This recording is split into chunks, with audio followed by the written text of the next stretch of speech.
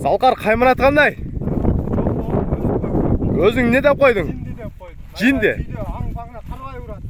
Майда чүйді аң-паңына қарабай чұрқайды екен. Мына Залқардан жинді.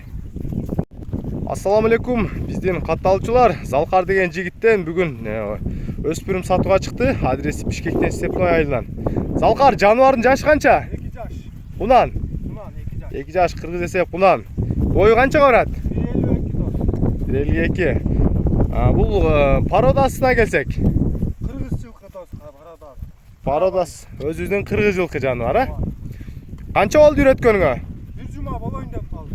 1 жұма болайын деп қалды жануарына. Жинді деген кличкасы қайманаты бар екен. Өзі ондай қашқасы бар.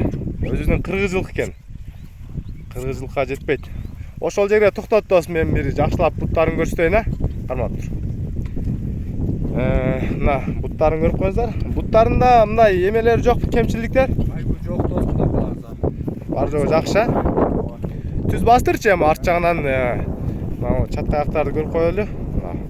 Басыштар өздерін алып жүріші, негізі бұдан аябай жақшы екен. Қайт! Бұл жаққа бастыры бер. Мына жануар, өзінің қырғыз жылқы.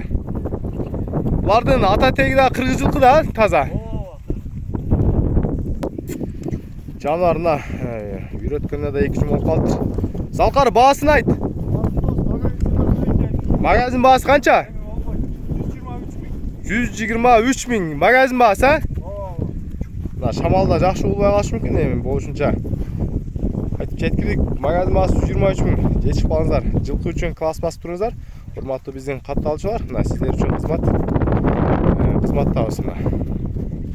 Степной деген айылдан Залқар деген жігіттен болды бұл жағы.